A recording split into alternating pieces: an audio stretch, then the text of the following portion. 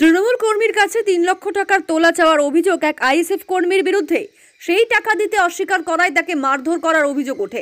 ঘটনাটি দক্ষিণ ২৪ পরগনা জেলার ভাঙড় কাশীপুর থানার পানাপুকুর শেখপাড়া এলাকায়। অভিযোগকারী সূত্র জানা যায়, কাশীপুর থানার পানাপুকুর এলাকার বাসিন্দা শেখ সাইফুদ্দিনের কাছে ৩ লক্ষ টাকার দাবি করে আইএসএফ কর্মী মঈনুদ্দিন মোল্লা এবং সেই টাকা দিতে অস্বীকার করায় তাকে মারধর করা হয় এবং তার বাড়ি থেকে লক্ষ্য করে গুলি করা হয়, এমনটাই অভিযোগ করেন তৃণমূল কর্মী শেখ সাইফুদ্দিন। তবে তার অভিযোগ, পুরনো এক বিবাদের কারণে এই টাকার দাবি করে ওই আইএসএফ কর্মী। তবে এই ঘটনা নিয়ে কাশীপুর থানায় লিখিত অভিযোগ দায়ের করে সাইফুদ্দিন। ঘটনার তদন্তে কাশীপুর থানার পুলিশ। এই ঘটনায় আইএসএফ কোনো প্রতিক্রিয়া পাওয়া যায়নি।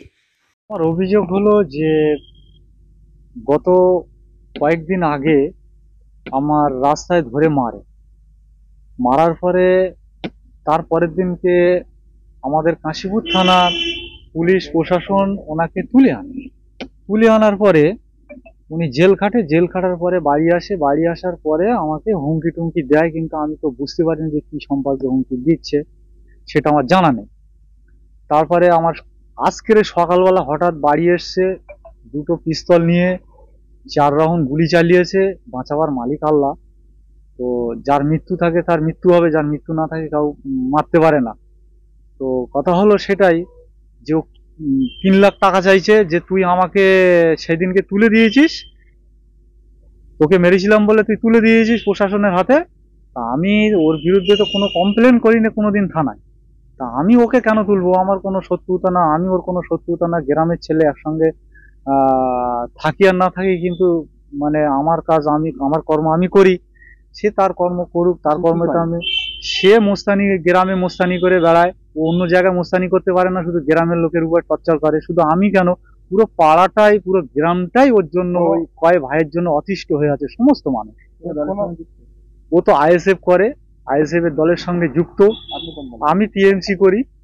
আপনি কি তৃণমূল করেন বলে আপনার উপরে? আমি টিএমসি করি বলে এটা তো একটা আক্রোশ ওর, আর আক্রোশ ওদিক দিয়ে যে আমি নাকি ওকে তুলে দিয়েছি, এই সম্পর্কে আমাকে এতটা আক্রমণ করেছে, গুলি চালিয়েছে, বাড়ি গুলিবিদ্ধ হয়েছে। সেটা কি চাইছেন? আমার এখন আমি চাইছি যে